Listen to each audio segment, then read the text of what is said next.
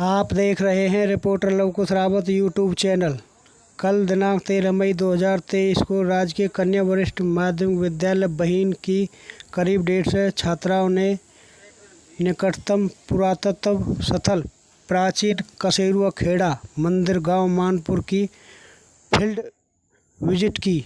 इतिहास लेक्चर जगतराज के नेतृत्व में स्कूल की इतिहास विषय पढ़ने वाली छात्राओं ने उत्खनन संबंधित बारियों को प्रत्यक्ष रूप में समझा।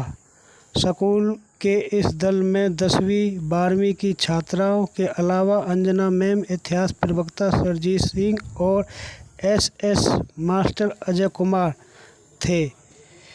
स्थल पर मौजूद पुरातत्व विभाग की टीम ने छात्राओं का स्वागत किया और उत्खनन कैसे किया जाता है, औजार कौन से और कैसे इस्तेमाल किए जाते हैं, उत्खनन में क्या क्या वस्तु प्राप्त हो रही है, यह सब बताया। छात्राओं के दल को दौरा में पुरातत्व विभाग की अधिकारी अंजना मैडम, एडिथ और श्रीवास्तव सर का विशेष सहयोग रहा। उन्होंने आगे बताया कि कार्बन डेटिंग विधि यह बता रही है कि स्थल लगभग 3000 साल पुराना है और महाभारत के समय का है।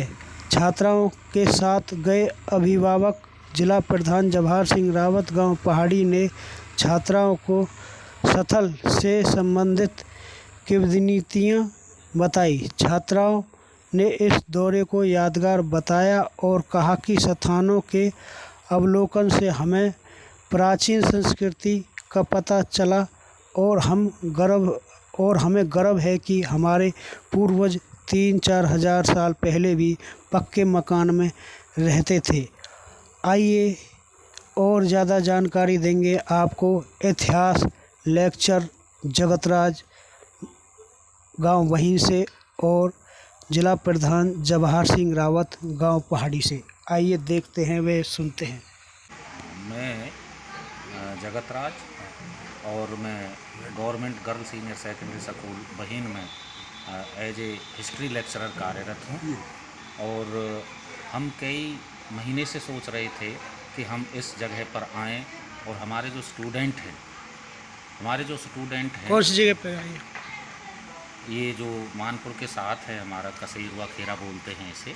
एक प्राचीन एक आर्कियोलॉजिकल साइट है और पिछले 6-7 महीने से यहाँ भारतीय पुरातत्व विभाग उत्खनन कर रहा है।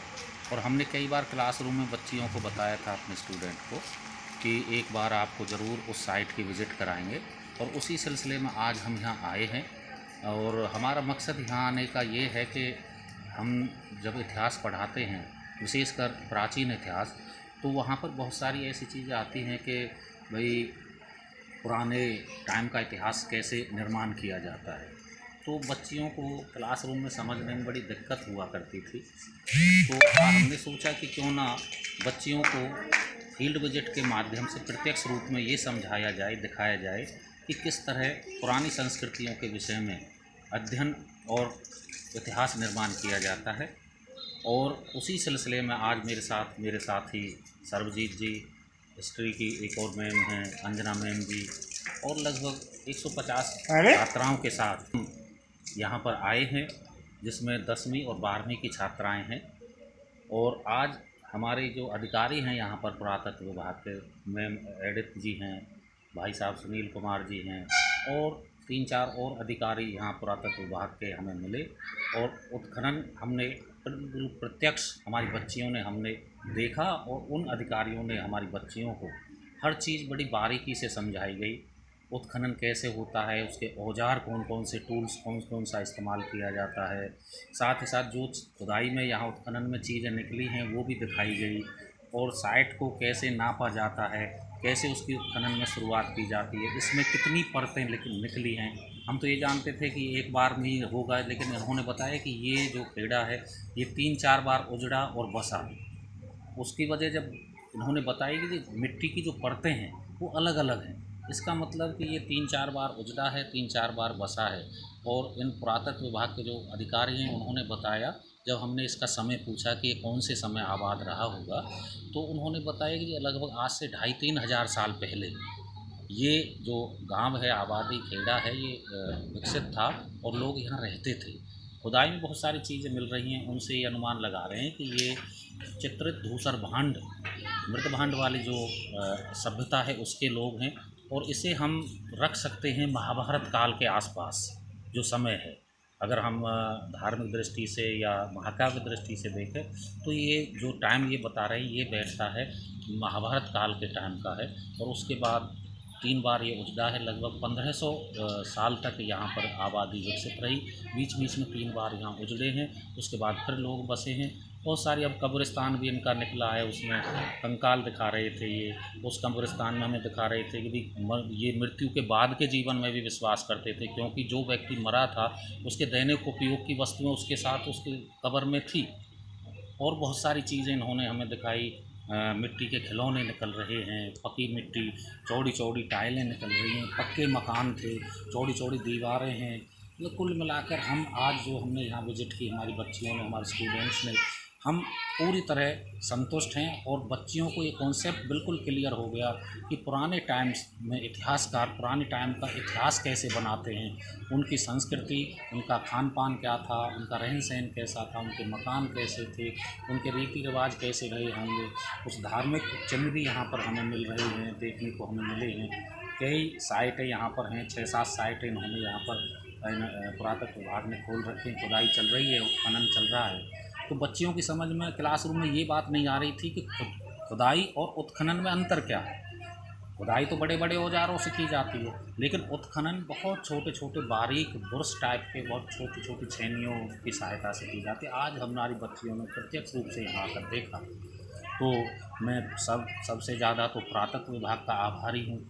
साथ ही मैं तो ये भी आह्वान करता हूँ कि वो तो हमसे भी कह रहे थे विभाग के अधिकारी कि और स्कूलों के बच्चों को भेजो, जिससे कि उन्हें यहाँ जानकारी मिले, अपने पिछले इतिहास के बारे में जानकारी मिले। जब हम पढ़ा करते थे यूनिवर्सिटीज़ में, तब तो हम सैकड़ों किलोमीटर राखी गढ़ी गए थे देखने के लिए। लेकिन कितनी अच्छी बात है, सौभाग्य की बात है कि हमारे गांव के, हमारे स्कूल के बिल्कुल 2 किलोमीटर के दायरे में ही हमें ये साइट देखने को मिल रही है। मानपुर के पास कसूरुआ खेड़ा के नाम से ये साइट प्रसिद्ध है। तो मैं तो बहुत आभारी हूँ इन पुरातत्व विभाग की टीम का। हमारे इलाके की संस्कृति, हमारा इलाका, हमें ये जानने का मौका मिल रहा है कि हमारा इलाका महाभारत कालीन है।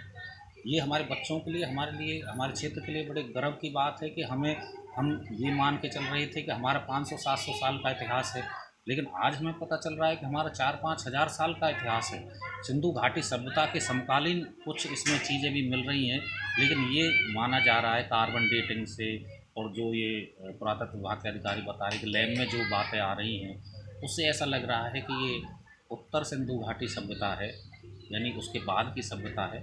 और इनके जो बर्तन मिल रहे हैं, पोट्री मिल रही है, या इनके दैनिक उपयोग के सामान मिल रहे हैं, तलवारें बता रहे थे, कुछ औजार टूल्स और मिले हैं, बहुत सारी चीज़ें मिल रही हैं, बड़े बड़े बर्तन मिल रहे हैं। तो ऐसा लगता है कि ये लोग बहुत ज़्यादा विकसित थे अपनी हस्तकला में, और एक मैं कह सकता हूँ कि प्राचीन काल की एक बहुत ही उन्नत और विकसित सभ्यता थी। और सबसे बड़ी खुशी की बात है कि जो हम क्लासरूम में शायद 2 महीनों में काम कर पाते, और वो भी पूरा नहीं होता, लेकिन आज फील्ड विजिट की वजह से आज हमारी बच्चियों ने रूबरू देखा, स्टूडेंट्स ने यहाँ आकर, तो वो पूरा कॉन्सेप्ट उनके क्लियर हो गया है कि प्राचीन काल का इतिहास कैसे बनाया जाता है, लिखा जाता है और जाना जाता है। और बच्चे हैं स्कूल के या और प्राइवेट सरकारी, उनके लिए क्या कहना चाहेंगे, वो देखें यहाँ आके और समझें? मैं तो ये कहना चाहूँगा कि ये तो टीचर्स के ऊपर निर्भर करता है। हमने इस कॉन्सेप्ट को जाना, समझा कि यहाँ स्टूडेंट्स का जाना बहुत ज़रूरी है, और सरकार ने भी फील्ड विजिट के नाम पर बजट भी देती है, और एक दूसरे स्कूलों में जाते हैं, सीखते हैं, और फील्ड विजिट के लिए भी पैसा देती है। तो मैं तो कहता हूँ पैसा मत भी दे, हमें एक एज ए टीचर ये होना चाहिए कि हम स्टूडेंट को कहीं से भी नॉलेज दें, बिल्कुल नॉलेज देनी चाहिए। और मैं और स्कूल जितने भी आसपास के, उनका भी आह्वान करना चाहूँगा कि वो भी अपने बच्चों को लाएं और अपनी प्राचीन संस्कृति से यहाँ आकर रूबरू कराएं, उन्हें प्रत्यक्ष दिखाएं कि कैसे कैसे हमारे लोग यहाँ रहते थे, और हमारे इतिहास की जड़ें, हमारे बुजुर्गों की जड़ें कितनी गहरी हैं, 4-5 हज़ार साल पुरानी गहरी हैं। एक गर्व की बात है। हमारे साथ जो बच्चियाँ, हमारे स्टूडेंट आई हैं, वो बड़ा गर्व कर रही है इस बात पर कि हम उन लोगों की संतान हैं। मेरे साथ यहाँ के जो लोकल स्थानीय हैं बाबूजी जवाहर जी, उन्होंने भी काफ़ी कुछ इसके विषय में बताया है। वो भी हमारे साथ थे। हमें बड़ा अच्छा लगा कि हमारी बच्चियों को स्थानीय इतिहास के विषय में बाबूजी ने बताया। तो मैं तो बाबूजी का भी आभार प्रकट करता हूँ कि इन्होंने हमारी बच्चियों को हमारे स्थानीय इतिहास से बताया और काफ़ी चीज़ें बताई। बाकी हमारे साथ रहे 2 घंटे इस कड़ी धूप में, और बच्चों ने इतनी खुशी मनाई। एक बच्ची तो ये कह रही थी, सर हमें इतना मज़ा तो चिड़ियाघर में या उस चीज़ में नहीं आता जितना यहाँ सीखने में आया है। हमारी फील्ड विजिट इसी तरह करवाते थे। तो मैं तो सबसे यही कहूँगा, चाहे स्कूल हो चाहे स्थानीय लोग हों, वो अपने बच्चों को व्यक्तिगत रूप से भी यहाँ ला के दिखा सकते हैं। भाई ठीक है, स्कूल नहीं ला रहा तो बच्चे घर तो जाते हैं शाम को, यहाँ ला के दिखाएँ। और पुरातत्व विभाग के अधिकारी बड़े गर्व के साथ पूरी डिटेल आपको समझाएंगे। बड़े अच्छे हैं, मैं इनका धन्यवाद करता हूँ, साथ ही बाबूजी का धन्यवाद करता हूँ। मैंने जैसा सर आपको बताया कि हमारे साथ हमारे स्थानीय जवाहर रावत जी हमारे साथ हैं, जिन्होंने हमारी बच्चियों को हमारे साथ रहे और बहुत कुछ इसके बारे में स्थानीय जो किंवदंतियाँ हैं, कहानियाँ हैं, बुज़ुर्गों से जो इन्होंने इस स्थान के बारे में सुना वो हमें बताते रहे, और मैं इनका आभारी हूँ। साथ ही मैं चाहता हूँ कि आप भी इनके विचार इसके विषय में लें। जवाहर जी आप। मैं पहाड़ी गांव से जवाहर सिंह रावत मेरा नाम है। हरियाणा रोडवेज से मैं रिटायर्ड इंस्पेक्टर हूँ। हमारे जो इतिहास के लेक्चरर कन्या स्कूल में उपस्थित हैं, हमारे उम्र में मेरे से छोटे हैं लेकिन ज्ञान का अनुभव होने के कारण हम उनको बहुत सम्मान करते हैं और वो हमें सम्मान भी देते हैं, प्यार भी देते हैं, इज्जत भी देते हैं। तो उनका आना हुआ हमारे बीच में, ये तो मैं भी जानता हूँ काफ़ी दिन से, क्यों 1 2 4 बार जो है कभी कोई प्रोग्राम मास्टर जी जगत जी के सानिध्य में वहाँ स्कूल में होता है लड़कियों का, तो ये हमें याद कर लेते हैं। तो इसलिए हमें इनके व्यवहार, विचार और आदर्श, प्रेरणा, भावना को हम नज़दीक से जानते हैं। इनकी जो सकारात्मक सोच है शिक्षा जगत के लिए, बेटियों के लिए, मान सम्मान के लिए, समाज के लिए, वो एक सराहनीय है। इसलिए अच्छे लोगों में इनकी गिनती होती है। हमारे यहाँ गांव मानपुर में एक कसेरुआ खेरे नाम से एक जगह है। इसका मतलब वो बहुत पहले कभी आबाद चिराग मौजा था, वहाँ लोगों के जीवन था और लोग वहाँ अपने परिवार के साथ अपनी आजीविका चलाते थे, वहाँ लोग रहते थे। जो आज वहाँ से तत्व प्राप्त हुए हैं, मास्टर जगत जी अपने बच्चों को लेके गए, उनमें हम भी उनके साथ गए, तो वहाँ उन्होंने जो है लगभग उन जो प्राचीन सभ्यता की चीज़ें वहाँ से प्राप्त हुई हैं, तो लगभग ऐसा माना जा रहा है हमारे पुरातत्व विभाग के अधिकारियों की वजह से 2500 वर्ष के लगभग पहली जो है ये हमारी सभ्यता है। और उनके सामान, दैनिक उपयोग के सामान को देखते हुए ये हम अंदाज़ा लगा सकते हैं, और हमारे उन जो है पुरातत्व विभाग के लोगों ने भी बताया, हमने भी कुछ अंदाज़ा लगाया, लेकिन जो उनकी उपयोग की चीज़ें हैं वो बहुत जो है सरल भी हैं और एक किस्म की शिक्षित भी हैं, और जो है एक सकारात्मक अपने आपे में तत्व को छुपाए हुए वो सामान है। इसका मतलब वो जो लोग हैं वो कहीं विकसित एक प्रणाली थी उनकी, कहीं वो अच्छे लोग थे और वो अपनी आजीविका अच्छा चलाना जानते थे, और वो सभ्य भी थे और प्रकृति के लिए भी और अपनी सभ्यता के प्रति भी वो गंभीर थे और वो उसको जानते थे। आज जो है बड़ी एक बहुत भव्य दिव्य जो है चीज़, एक मनुष्य का कंकाल भी प्राप्त हुआ है। तो अभी हमें मास्टर जी ने बताया, जगत जी ने, काफ़ी देर चर्चा हुई, तो कोई ऐसा जो तरल कोई लिक्विड है ऐसा, हाँ कोई उसमें हड्डी पर डालो तो वो ये बता देती है कि इतने दिन पहले ये आदमी इस दुनिया में जीता था। उन साइंसदानों को, उन विज्ञानियों को, और जो महान होनहार सपूत हमारी माताओं के, भारत माता के, जिन लोगों ने इतने तक खोज किए, मैं उनका भी धन्यवाद करना चाहता हूँ। और जो पुरातत्व विभाग में हमारा ये मिल रहा है, तो हम महाभारत समकालीन हम लोग हैं, और आज उनसे हमें आसार विश्वास होती है एक जो हमारी पुरानी संस्कृति है उसके बारे में उन बच्चों ने भी जाना। अब जैसे मास्टर जी ने बताया उत्खनन, हमने 38.5 साल रोडवेज में नौकरी की है और समाज में भी छोटा मोटा सहयोग करते रहते हैं, जाते रहते हैं, कहीं ना कहीं कोई याद करता रहता है। लेकिन उत्खनन के बारे में मुझे आज ज्ञान हुआ, हमें नहीं पता था उत्खनन क्या होता है, तो जानकारी भी मिली है। उनकी सभ्यता संस्कृति से जो अवशेष प्राप्त होते हैं उनकी हालात के बारे में भी हम जान पाए हैं कि वो हमसे अच्छे थे और बढ़िया जीवन उनका चल रहा था और वो शिक्षित भी थे, सभ्य भी थे और साहसी भी थे, है ना जी। और आज उनकी जो है वो खोज होती जा रही है, जिससे हमें और हमारे बच्चों को भी ये पता चला कि पुराने इतिहास की रचना ऐसे बुद्धिमान लोग करते हैं। ये हमारा देश है, ये प्रदेश है, ये दुनिया में अलग से एक धराधाम है, ऋषियों का, बलवानों का, गुणवानों का, विद्वानों का और चरित्रवानों का ये देश है।